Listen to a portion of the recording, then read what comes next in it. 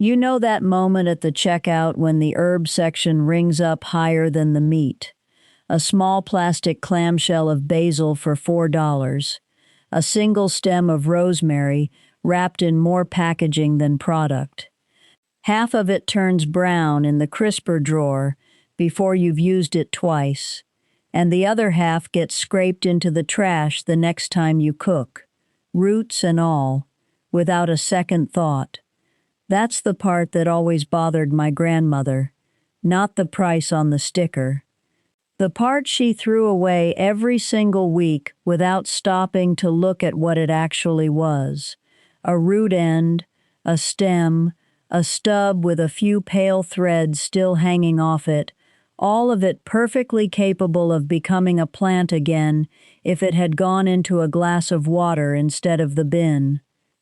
She kept a page in her garden notebook titled simply, "Scraps That Grow Again," and she filled it over 40 years of kitchen mistakes and second chances, crossing things out, adding notes in the margin about which method actually worked, and which one she'd wasted a week waiting on for nothing. She never bought a fresh bunch of green onions twice in the same season, and she never once planted a seed to make that happen. The trick was always sitting in the part of the vegetable she was about to throw away. Tonight I want to walk you through 8 things sitting in your kitchen right now, scraps you were about to drop in the trash or the compost bin, that will root, sprout, and hand you a second harvest for nothing. Some of them work in nothing more than a glass of water on your windowsill. Others want a small pot of soil and a few weeks of patience. All 8 do the same thing, grandmother's page promised. They turn the part of the plant you already paid for into a plant that keeps feeding you. Stay through the whole list. The herb at number 1 used to be the single most expensive item on our family's grocery list, and once you know the trick, you will never pay for it again. My name is Linda, and this channel exists because of that same notebook, the one my grandmother filled with tricks nobody ever printed in a proper gardening book. I open one more page of it here every week, so if you want the rest of what's inside, hit subscribe before the list starts, because next week's page is one I've never shared anywhere on this channel. One more thing before we get into the scraps themselves. Tell me in the comments which of these 8 you've already tried and which one surprises you, because I read every comment on these videos myself. And if you've got a scrap of your own that regrows and it isn't on this list, tell me that too, because grandmother's notebook is still open and I'm always adding to it. Scrap number 8, the one most people already half know, is romaine lettuce. When you slice off the leaves for a salad, don't toss the pale, stubby core. Set it in a shallow bowl with about an inch of water covering just the bottom, leaves facing up, and put it somewhere it gets a few hours of light a day. Change the water every day or 2 so it doesn't turn cloudy. Within a week to 10 days, you'll see new pale green leaves pushing up straight out of the center. Once that rosette gets some size to it, move the whole core into a pot of loose, nitrogen-rich soil and let it keep growing. You won't get a full new head the way you'd buy one at the store, but you will get several rounds of tender leaves for sandwiches and salads before the core finally gives out. If the core sits in the water for more than a few days without any sign of new growth, or if it starts to smell sour instead of just plain vegetable, that batch has gone soft, and it's time to start over with a fresher core instead of waiting on one that won't come back. Grandmother kept 2 or 3 cores going in a row on her kitchen windowsill at all times, so as soon as one slowed down, the next one was already a week ahead of it. Scrap number 7 is celery, and this was one of grandmother's favorites because it worked almost every time. Cut the base off about 2 inches up from the bottom, the part with all the little root nubs still attached, and set it cut side up in a shallow dish of warm water. Keep the water level low enough that the top of the base stays dry, and swap it out daily so it doesn't sour. In about 2 weeks, you'll see thin new stalks rising out of the center, pale yellow at first, then turning green as they get more light.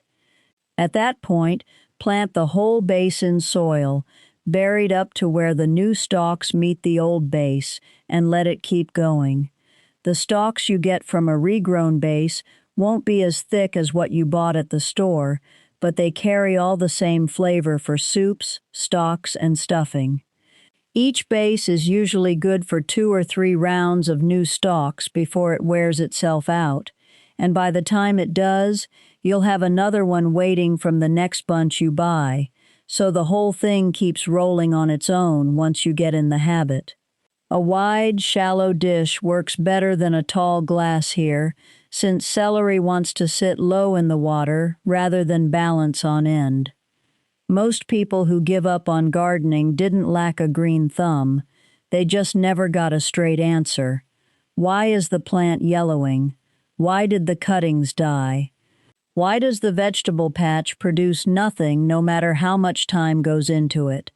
The information is out there, but it's scattered, overcomplicated, and half of it contradicts the other half. That's exactly what Linda sat down to fix. Everything in this guide is written the way the channel runs: calm, practical, and genuinely beginner-friendly. Houseplant care, indoor growing, vegetables in small spaces, propagation from cuttings, composting, soil health, seasonal tips, the common problems most gardeners hit early on, and the simple fixes that actually work without expensive products or complicated routines. One read and you'll understand your plants better than you ever have. Link is in the description. Let's grow something. The next one on the list, scrap number 6, is the green onion. And if you've never tried any of this before, start here. Save the white root ends after you slice off the green tops for cooking, the part with the little hairy roots still attached. Drop them root side down into a glass with about an inch of water and set the glass on a sunny windowsill. Within 7 days, sometimes less, you'll see fresh green shoots climbing straight up out of the white base. Snip what you need for dinner and leave the rest in the glass, changing the water every couple of days, and the same bunch will keep regrowing for weeks before it finally slows down.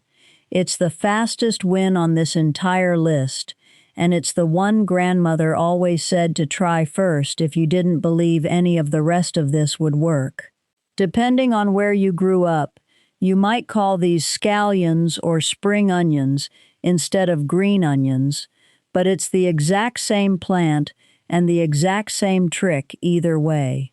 A tall, narrow jar works better than a wide bowl here, since it lets the roots hang down freely without the white base tipping over.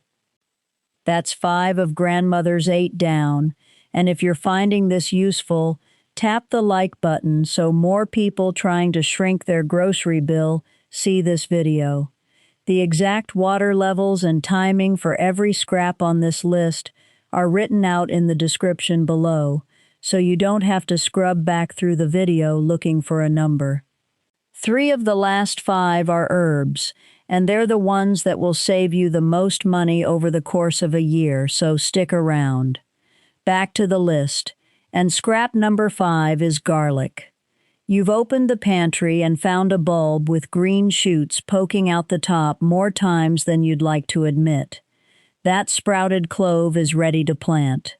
Separate one clove, plant it pointed end up about 2 inches deep in soil, and set it somewhere it gets direct sun for at least 6 hours a day.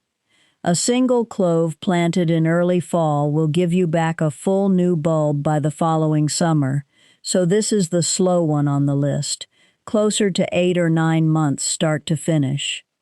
If you want a faster payoff while you wait, Let a few cloves grow tall and snip the curly green shoots, called scapes, for a garlic flavor you can use in cooking within just a few weeks. You can also let a sprouted clove grow indoors in a small pot, purely for the green shoots, chopping them like chives over eggs or roasted vegetables, without ever waiting for a bulb to form underground at all. Either way, plant that sprouting clove instead of tossing it, because a green shoot poking out is the plant telling you it's already trying to grow.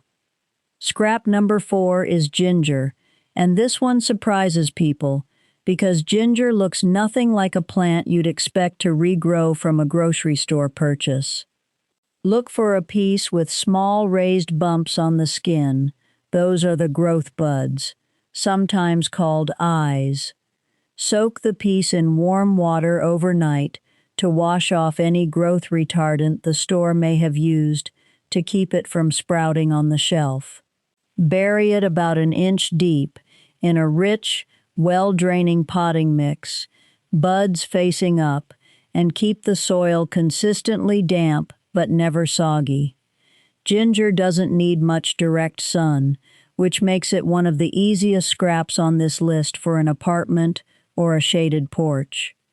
New shoots take a few weeks to appear, and once they do, you can snip off pieces of root as you need them for cooking and cover the rest back up so the plant keeps producing. Choose a wide, shallow pot rather than a deep one, because ginger spreads sideways under the soil more than it grows down. The same method works almost exactly the same way for turmeric, if you can find a fresh piece with buds on it at the store. So once you've got ginger figured out, you've got a second plant covered for free. Before we move on, one quick note that applies to everything on this list so far.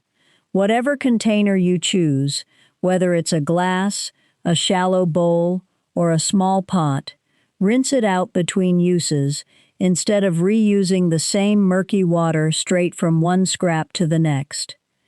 A clean container cuts down on the bacteria that cause a cutting to rot before it ever gets the chance to root, and it's the single most common reason people try one of these methods once, watch it fail, and decide it doesn't work. Grandmother kept a separate glass for every single scrap on her windowsill for exactly that reason. Scrap number 3 is mint, and I need to give you a warning before I give you the method. Mint does not stay where you put it. Plant it straight in a garden bed, and it will spread underground and take over everything around it within a single season. Keep it in its own container, always, and you'll get all the benefit with none of the invasion. To start it, take a fresh sprig left over from a package of mint. Strip the leaves off the bottom 2 inches of stem and set that bare stem in a glass of room temperature water. Roots appear within a matter of days. Once you see a healthy tangle of white roots, move it into its own pot of well-draining soil and pinch the top leaves regularly to keep it bushy instead of leggy. Spearmint and peppermint both regrow from a cutting the exact same way. So if you've got either sitting in the fridge from a recipe, the method doesn't change at all. Mint doesn't ask for much water, and it doesn't ask for much sun either, which is why it's often the one plant on this whole list that survives when everything else in the kitchen window has already given up. Scrap number 2 is basil, and this is where the real grocery savings start to add up, because fresh basil at $4 a clamshell adds up fast if you cook with it often. Take a stem cutting about 4 inches long from a bunch you bought, strip off the bottom leaves, and set the cut end in a glass of water on a sunny windowsill. New roots show up within 1 to 2 weeks. Basil is a sun lover, so once it's rooted, give it a pot with at least 6 hours of direct light a day and keep it away from cold drafts, since anything under 50 degrees will blacken the leaves overnight.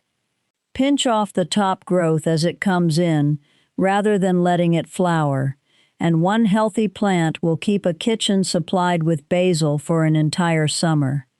Genovese basil, the kind most grocery stores sell, and Thai basil both root from a cutting exactly the same way, so whichever variety ends up in your cart is fair game for this method. Once it flowers, the leaves turn slightly bitter, so pinching those white flower spikes off as soon as you see them is the one habit that keeps a basil plant productive for months instead of weeks. And scrap number 1, the herb that used to cost our family the most every month, is rosemary. Rosemary is slower than everything else on this list, usually 4 to 6 weeks before you see real roots, so it takes patience most people don't expect from a kitchen scrap. The trick is picking the right stem. Look for a young, still green stem rather than an old woody one. Strip the bottom 2 inches of needles off and set it in water or straight into a moist, sandy potting mix. Keep the soil barely damp, never wet, because rosemary rots faster than it roots in soggy conditions. Once it's established, a single rosemary plant on a sunny windowsill will outlast almost anything else you grow, some living for years, and you will never again pay for a plastic-wrapped sprig at the store. If your cutting sits in water for 3 weeks with no roots showing, don't throw it out yet. Dip the cut end in a little raw honey before you set it in soil, since honey carries mild antibacterial properties that help a slow, stubborn stem like rosemary hold on while it works toward rooting. Grandmother swore by a sunny kitchen sill over anywhere else in the house, because rosemary that gets cold or damp overnight rarely makes it past the first month. That's the full list. 8 scraps that regrow into something better than what you paid for at the register. Try just one of these this week, the green onions if you want to win within 7 days, and tell me in the comments how it turned out. There's a whole shelf of grandmother's other notebook pages already sitting on this channel: tick removal, homemade fertilizer, houseplants that refuse to die. So if this was useful, subscribe and come back for the next one.